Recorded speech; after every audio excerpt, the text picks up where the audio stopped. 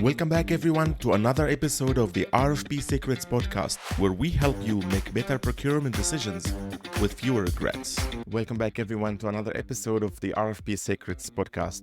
I hope you all been doing well and cracking your procurement world and kicking goals and executing lots of contracts that are successfully being delivered and implemented. Today, I wanted to talk to you about a topic that it's really close to my heart.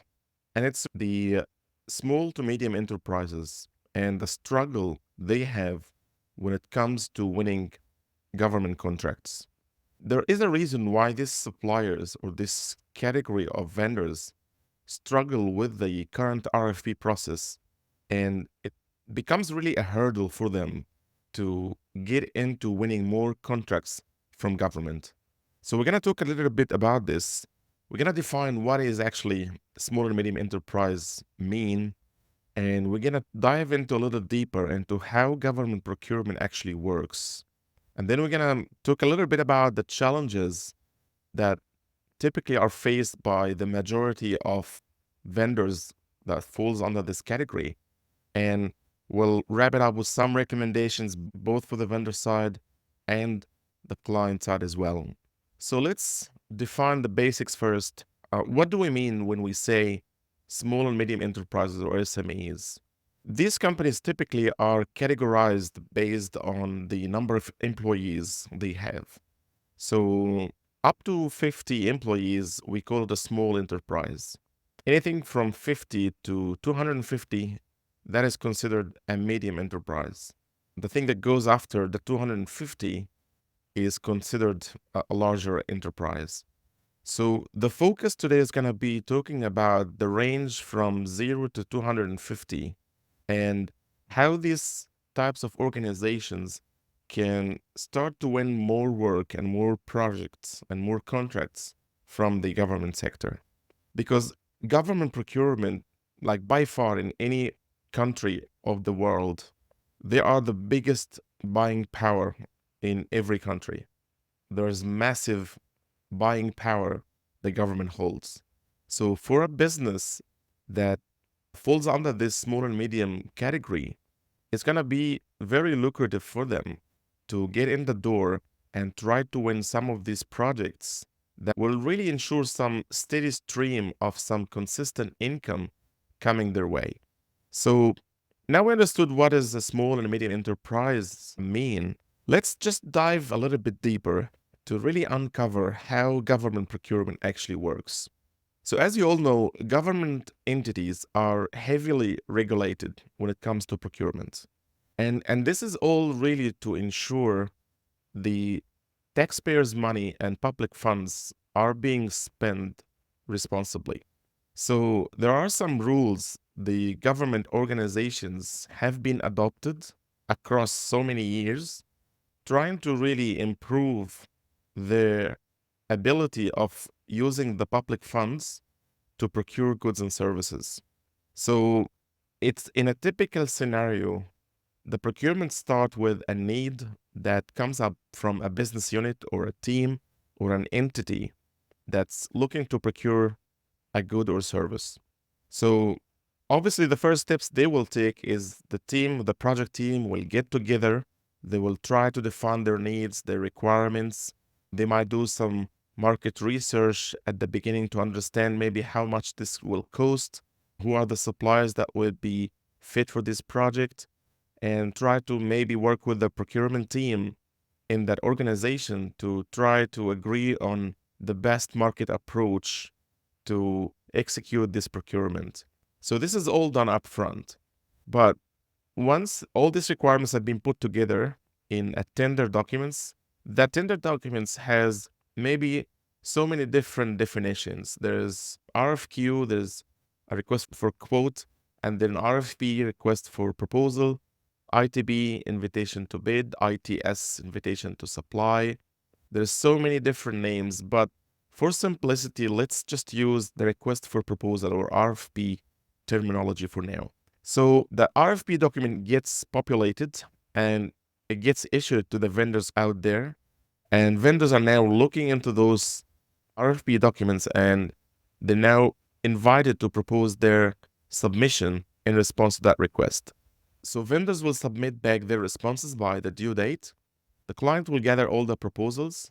They will evaluate them by typically there's an evaluation team within each project, and that can vary between 3 to 7 to maybe 10 evaluators on very larger projects. So that evaluation team will look into the submissions and evaluate them and give scores to every submission on every section of it against the published evaluation criteria that they have. This is really the ideal scenario, what I'm talking about here. Some clients, I understand, some government clients don't even issue an evaluation criteria and weights for some reason.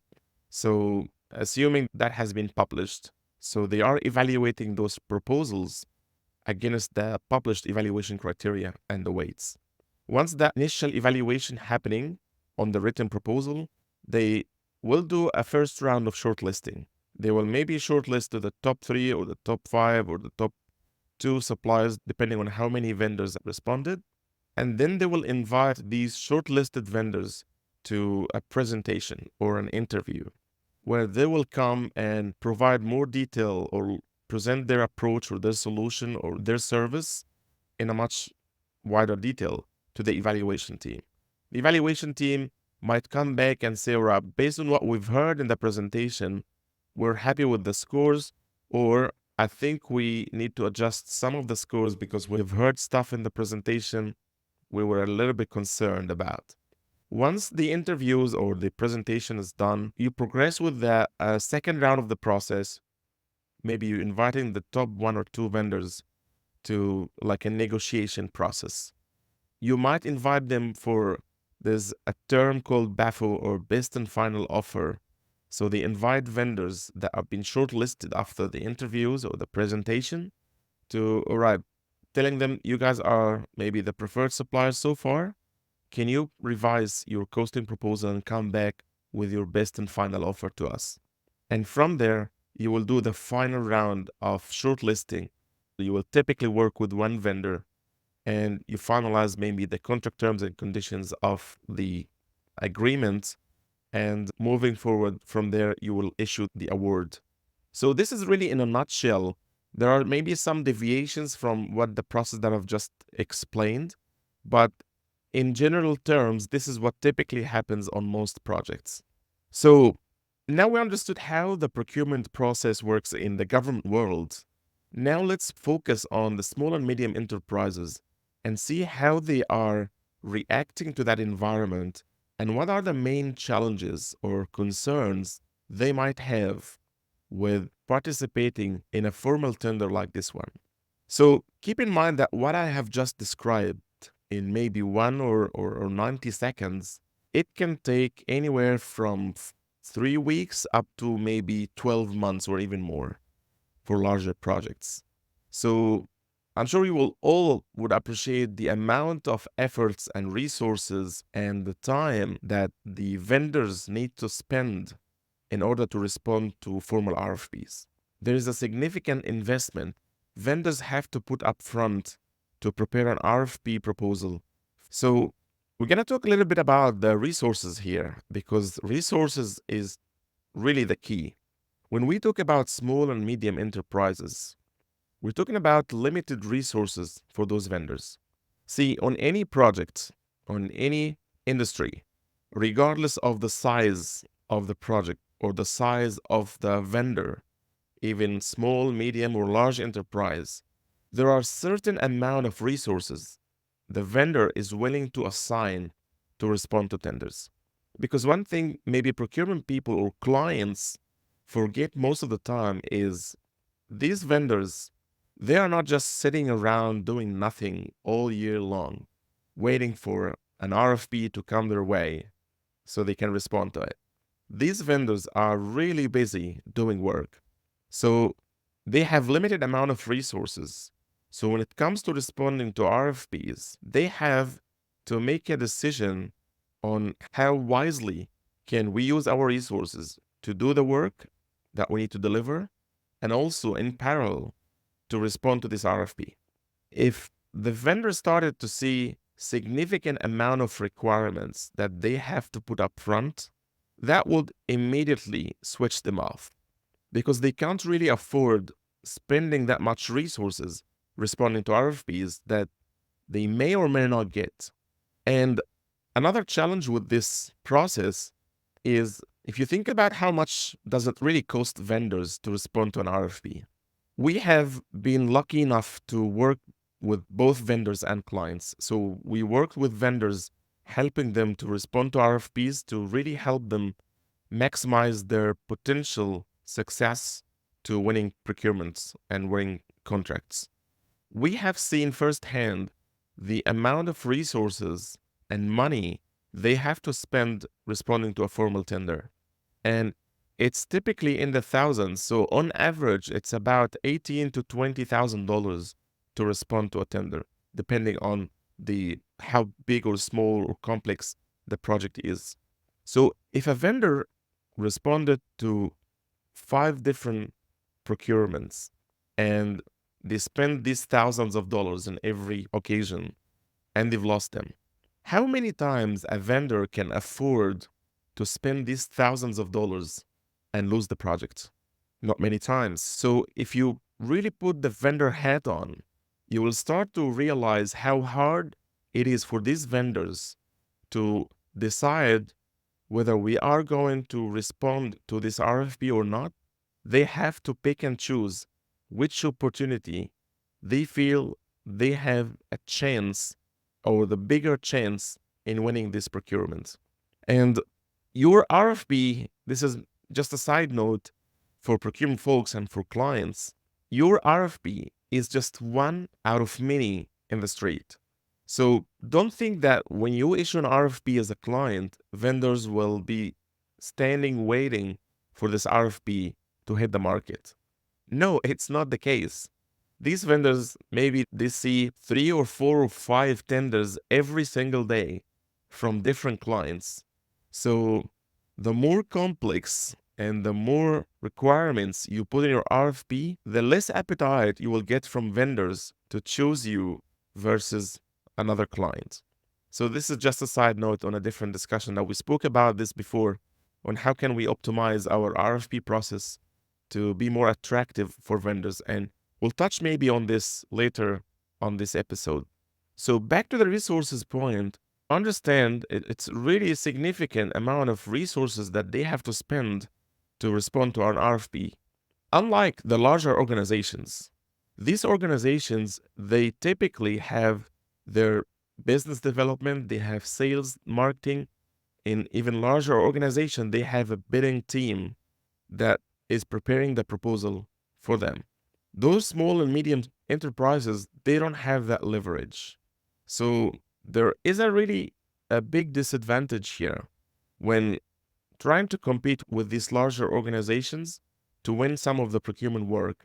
Now, the second challenge with the government procurement, apart from the amount of resources they have to spend, is really the perception from the vendor community that we don't have a fair chance at winning this procurement or this project because there are larger organizations that they have invested heavily in their branding, in their relationship, in their marketing, and that will really influence the decision of who wins the project.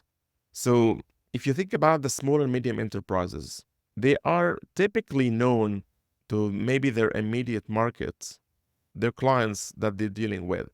They don't have this wider exposure to be recognized by name when a client just hears the name. So if we interpret this on what's happening on the evaluation, who evaluates proposals for the client? It's people. And people are humans. And humans by nature are biased. So the name of the company plays a significant influencing role on the decision of the evaluation. So the name of the organization or the vendors have a significant impact on the outcome of the procurement, on who should be getting the award. So with the small and medium enterprises, they feel they are at a significant disadvantage upfront before they do anything, regardless of what effort you're going to put in the RFP, regardless of how much quality you're going to produce, how much value you can bring to this project, you are at a disadvantage upfront just because the client haven't heard of you before. And we had one really great example. It was an IT project where the client received about 6 different proposals. Their favorite suppliers, or the suppliers that they've heard of before, was maybe firm 4 and firm 5, without mentioning the names. But on the scores, firm 1, which they haven't heard of before, getting significantly higher scores in the evaluation. And because of the framework of the procurement that we've helped them implement, we went with the process and they awarded the project to firm A, which they haven't heard of before. And we debriefed the stakeholders after the project being completed. So the client have hired them. They did a fantastic job. The client satisfaction was to the roof. So the client shared with us that we just felt that it's too risky to hire a company that we haven't heard of. And we were not trying to be biased, but we were really trying to do the best for our organization. And we thought that if we hired a company that we haven't heard of before, that would be really too risky. But if you can lay out a process that doesn't give that automatic advantage to the well-branded companies and give the advantage to the true expert who can deliver a superior outcome for your specific project, that will change the whole game. But unfortunately, the current system isn't really giving that channel for vendors to demonstrate their expertise and their capabilities in a way that takes off the burden on the evaluators to being influenced by who the company is and the vendor name. So these larger organizations have been lucky enough to have those resources to establish themselves very well in terms of branding, marketing, and even when they submit the proposal, you get a fantastic design of the RFP document that people will. There's a lot of research and studies out there about the colors, the designs, the images, the graphs and the charts, the photos that goes into the RFP that have the impact of getting those evaluators really gravitated to the proposal of this organization, regardless of the contents. So small and medium enterprises, they are not having that leverage. And they're really struggling to put themselves in a way that can compete with these larger organizations. Not because they are less competent. And by the way, have you ever heard about a big company fail in a project? Oh yeah, it happens all the time. And evaluators, just because they don't know who the company name is, they automatically discredit them when it comes to the evaluation score. And that happens also not with just the small and medium enterprises, but also for minority businesses like indigenous businesses. This group of suppliers are getting disadvantaged and discredited in the scores automatically just because who they are. There's something has to change in the procurement system. I know government representatives talks about this all the time, that we need to make procurement more open and transparent and fair to every vendor. We wanted to enrich the small and medium enterprises to win more projects, to come and compete on government procurement, but nothing really happens to the core fundamental issues that comes with the traditional RFP process. So we talked about the resources and the cost to develop the RFP, and we spent some time talking about the competition against the branding and what sort of bias that produces to the evaluation outcome for any procurement. Now let's talk about some enhancement and some improvements that we can suggest to both vendors and the clients. So let's start with the vendors. So assuming nothing will change, the current system will be the same. How can you change something in your proposal that really maximizes your chance to win more procurement work from the government? The number one tip I would give you is focus on differentials. There are many ways that you can show your best selling points other than just being the cheapest. Because being the cheapest doesn't necessarily mean you are the best.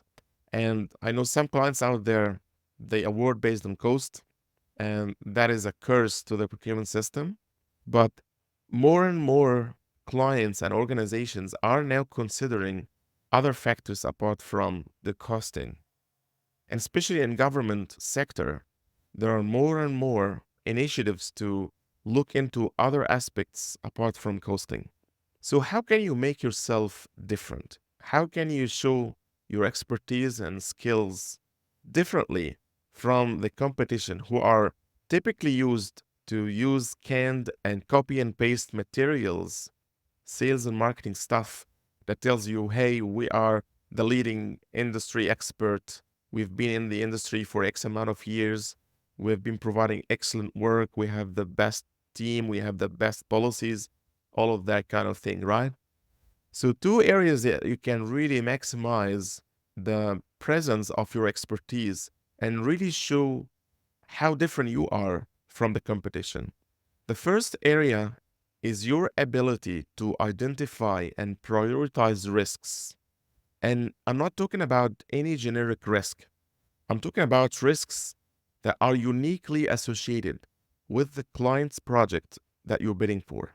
See, a lot of these even larger organizations, who writes the bid or the proposal for these vendors? They're typically the sales, the marketing, the business development people, right? These people will really struggle to put information like this in an RFP document. They are used to use the generic language that they have now started to compile libraries of contents that they can leverage off and use to respond to RFPs. It's funny. I was working on a project, it was a financial services project, and we invited like the big four, KPMG, Deloitte, PwC, and Accenture, and EY. And it was funny enough that one of these vendors, one of the big four, they responded back and submitted their proposal in a Word version. And unluckily, they submitted the version that has all the comments from the internal team who was putting the proposal together. We can see all the comments there saying, hey, provide me with the executive summary of client X. I will put it here and make some modification to it. Hey, can you give me a copy of this thing and we can put it into this section here? It happens all the time, right? These people aren't sitting there drafting every single word from scratch, uniquely customized to your project. That doesn't happen. So if you start using more specific risks, unique risks that are really critical to the success of this project, and identify those risks in your language and show how you're actually in an actionable plan, what are you going to do to mitigate or avoid this risk? You will immediately shine over every other vendor. The second area that we're talking about is value. Everyone is talking about value and how can we get value for money and when we want to maximize the value. But no one in a better position to identify value other than the vendor and the expert vendor specifically. Expert vendors are able to look at your project or look at your requirements, and based on their experience and what they have done in the past for similar projects with other clients, they can come up with some ideas that can really add significant value to the project or the service they are bidding for, and things that maybe the client haven't thought of. Even if they hired an external consultant to help them write the scope, they might have not thought of as well. So coming up with value-added ideas, and I'm not talking about cheesy stuff. We are going to give you this, which is a little bit cheaper, or we're going to do, I don't know, I don't have an example in my mind right now, but you know what I mean. Some suppliers come up with very generic value ideas that we expect every vendor to do, right? That's not a value-added idea, or it's actually part of the scope that we required. It's not a value-added idea. But ideas that, for example, can change the delivery of this project. So One of the great examples that we had in the past was we're working on some sort of a classified project. Was a rocket launching facility in one of the islands. And the island or the location, they had one day, they had an explosion happened like miles away, and the shock wave came and damaged the tower and other site facilities that they were using for launching rockets. So, because of the location was very close to the ocean, the weather really changes rapidly. So, the client hired an external consultant, an environmental consultant, to help them write a better scope to protect the workers. So he came up with an idea that any vendor will come in, we need to install scaffolding and wrap the entire tower with special plastic materials to protect the workers because of the weather. And in the proposal, we asked vendors, is there anything that you would do differently? And one vendor came back and said, if you can allow us to remove the scaffolding and the wrapping and just let us hang on ropes from the top, we can actually finish this project faster, cheaper, and more safer. And everyone was like, what? Didn't you read the scope? We told you that we're close to the ocean and the weather changes rapidly. And the vendor said, yeah, I understand that. Actually, in our history of the company, this would be the easiest job for us. We work typically on oil rigs in the middle of the oceans. We work in hurricane environments where safety is really a much bigger concern than your site. And we had a little bit of a down time at this period when your RFP came out, and we haven't maybe done any work on land for the last 10 years. So this will be the easiest job maybe we have done in the last 10 years for us. They provided all the evidence and they showed how the system works. We verified that this system, how did it perform on the projects that they have mentioned. The client hired them, they finished faster, they saved the client over $1 million on this project, and 0 incidents happened on the site. And for the vendor, that wasn't like a great idea. That is like what they do every day.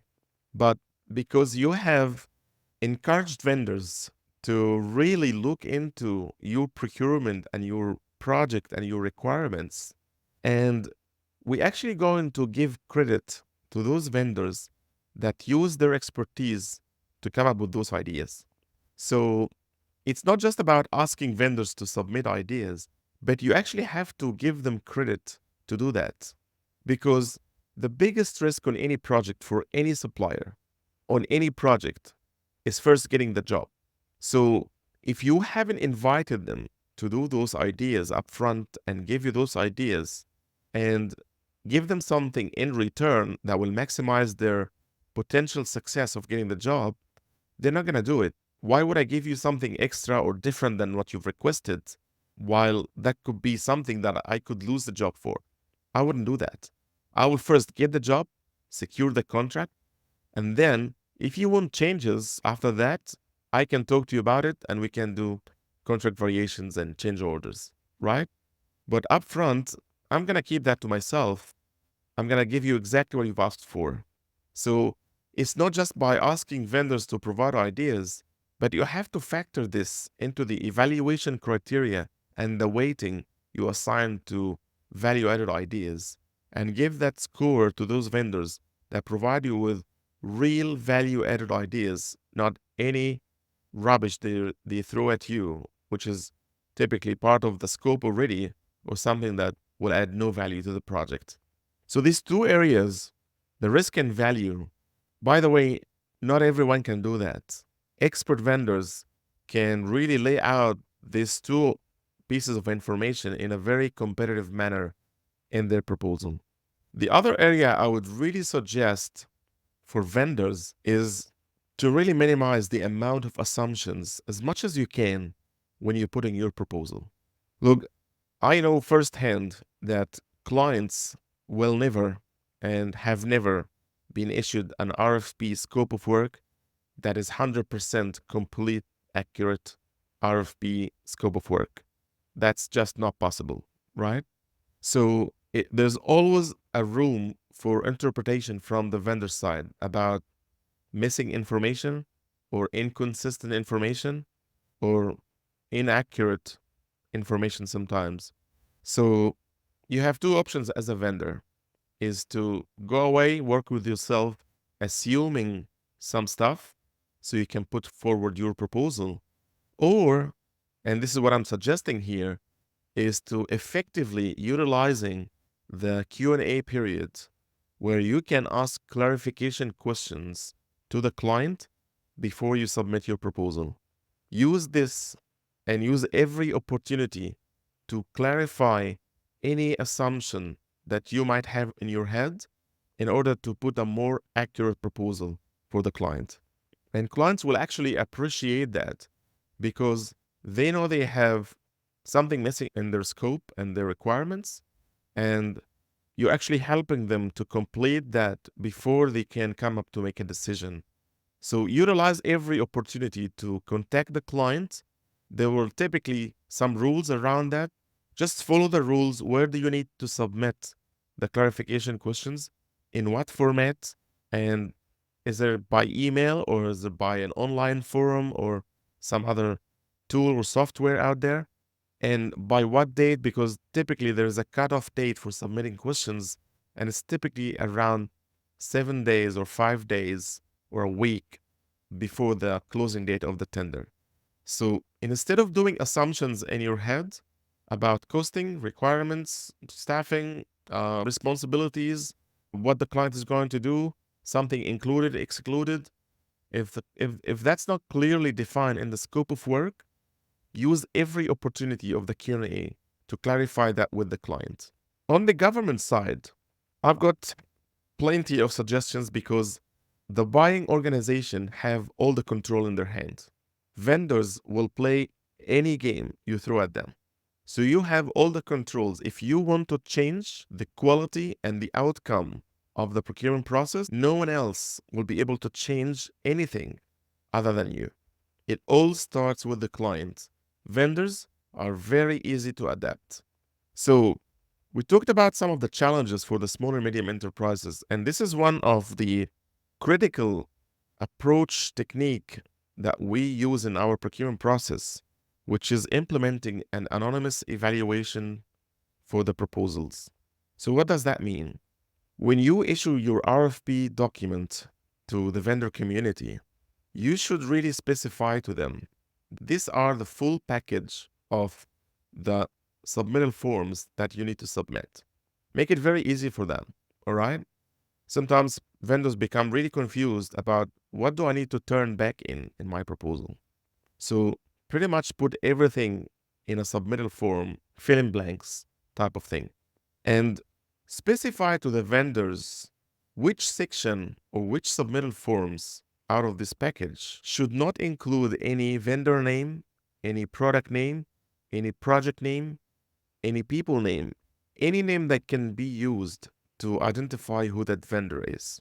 And I can't tell you the significant impact and the transformative power implementing something like this will have on the evaluation outcome and the proposal quality and the eventual outcome of the entire project.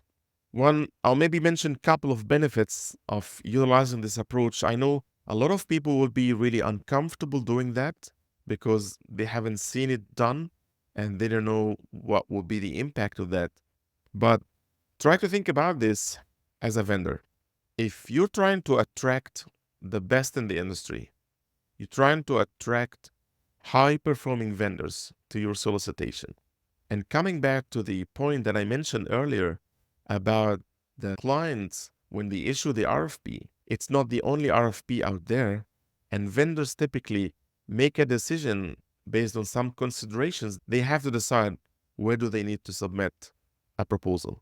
By doing that, you will look a lot more attractive to those vendors because one of the biggest perceptions vendors have, a large amount of the time, they think that the client already have someone in mind that they want to award the project to. But if you're telling the vendors that we're actually going to evaluate this anonymously, the evaluation team will not know who you are. That will give them a much bigger confidence that they have a fair chance at winning this project, and they will be more encouraged to participate in this tender. The other benefit, look into the quality of the RFPs you're right now getting. Pretty crap, right? So if you look into implementing something like this, the vendors that are really heavily relying on their branding, on their name, on who they are, on their relationship with you, when you tell them your name is not going to be appearing on the documents that will be evaluated, what do you think these vendors will do if they want to win the project? They're going to transform the entire language and the contents of the proposal, because saying that you are the market leader in the industry and I've been in the industry for X amount of years, anyone can say that, right? And it's not going to be really easily verified when there's no name of the company there. So the quality of the proposals will significantly jump up from what you're currently receiving. You're now giving a much bigger advantage to the true expert, regardless of who they are and what size they are. And one of the common questions that we typically get all the time is, how would you ensure that the vendor have the capability and the financial resources in order to undertake this project? You can still have all of your checks up front, but it's going to be like a pass or fail information that you can have this or you don't have it. You can do that or you don't have it. You don't have to go into too much details. And all of that can be written somewhere in the proposal in isolation of the actual content of the proposal, which is responding to the requirements and how they're going to lay out their approach to deliver your project. So you can still ask those questions, but they don't have to be embedded with the actual meat of the proposal, that to the point that will start influencing the evaluation team to one vendor versus another. So you can still have those checks, but have them separate from the technical response to the actual project. And you can have these checkpoints in place, but away from the actual contents of the proposal. This will also significantly minimize any amount of bias that you could have intentionally or unintentionally. See, bias isn't always coming from bad intentions. People, when they hear the term bias, they think of corruption and things done in the wrong way. It's not always like that. So, like the example that I mentioned about the IT project, people were not trying to be biased, but they thought it's going to be a bit risky to hire someone or hire a company they haven't heard of before. So it's a lot more safer to go with a vendor that we've heard of before. That is a type of bias. It's not coming from bad intentions, but it is a bias towards one specific supplier or excluding one specific supplier. The other point that I really wanted to highlight here that can have a significant impact to the quality of the outcome is for the client side to consider who should be really sitting on the evaluation panel. This is one of the areas that is mostly overlooked in many organizations. They don't consider who should be sitting on the evaluation panel. And they typically leave it to the project team to decide whoever you want to bring in, you can bring in. But they're forgetting that these individuals have significant say on who's going to get the awards and ultimately the success of this project or the service. So there are some individuals that will be really beneficial that if you can identify and exclude them from the evaluation team. I'll just mention a couple of these two types of individuals. The first one will be if you have an executive or a director that wants to be on the evaluation panel, keep in mind that these people, very hard to catch. They are super busy. Even upfront, when they say they're going to commit to the evaluation timeline, priorities will come up and they will get dragged into different meetings and different priorities. So it will drag the evaluation process a lot more longer than what was intended upfront. Second thing, if you are doing a consensus meetings after the individual scoring, which for those who doesn't understand what I'm talking about, typically you distribute the proposals to the evaluation team members and you ask them to evaluate and read the proposals individually, then get together and with the procurement person in the room, let's try to see how did everyone score these proposals, and let's have a discussion. And the goal here is to come up with a one consensus score for each of the proposals that we have been evaluating. So in that environment, if you have an executive sitting in the room or someone with a higher authority, it's going to be really hard that a normal person disagrees with that executive or with that director. So if you have the boss in the room, what typically will happen is eventually you'll get everybody to agree with them. Or if you have someone that really talk for days, or someone that really insisting to prove that they are right and their point of view is more correct than everybody else, these other individuals will eventually give up and they will go with that person.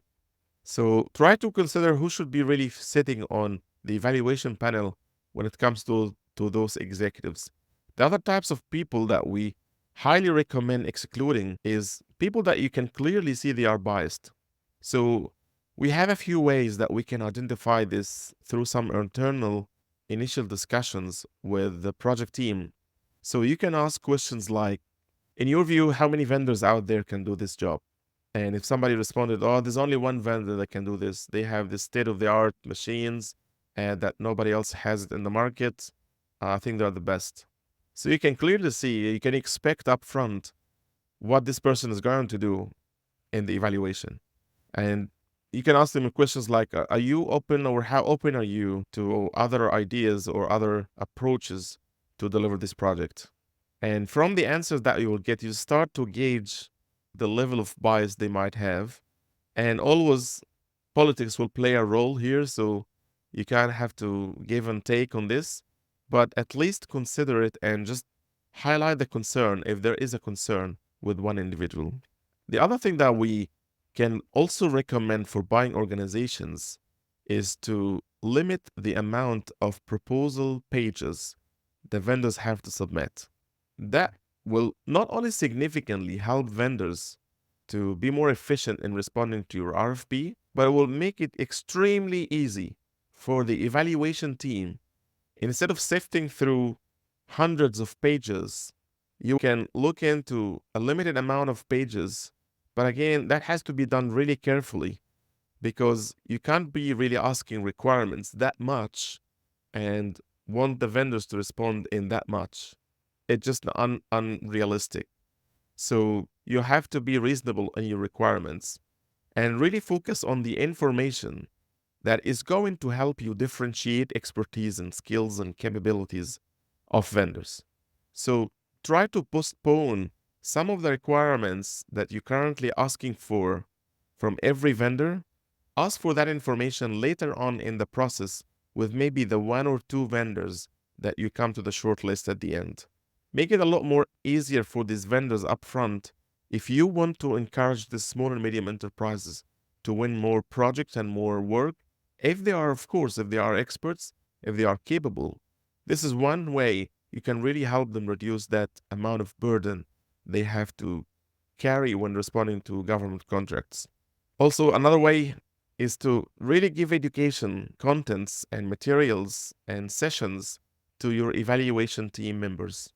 The people that will be evaluating, I can't stress enough the importance and the significant effect these people will have on the evaluation outcome and the decision of who gets the award. If this group of people haven't been equipped with the proper training, the proper tools, the proper techniques on how to effectively evaluate proposals, everyone will start with their own thoughts and nature and what they think would be right to do. And you're going to be lost in between, right? And there's always things that you can't really see, things that in their mind that will affect the score that they are giving to a specific supplier or a proposal. So give them proper training on what are the areas that you should look for, what is good versus bad response looks like, what are the things that wouldn't really add value to look at this stage of the process. And here are the areas that maybe will highlight the capabilities and the expertise of the vendors. So there you have it, folks. We have came up to the end of this episode. I hope you had some value out of the discussion that we had today. We spoke a little bit about the small and medium enterprises and the challenges they are faced with in getting more work or winning more work from the government procurement. And we explained how the current procurement system works on the government side. And we provided at the end some little recommendations to both vendors and clients in order to enhance the quality of their procurement process. Good luck, everybody, with your procurement adventures. Please let us know if you have any questions or any concerns. And if you find some value out of this session, please share it with someone else who can benefit from it. Until next time, take care.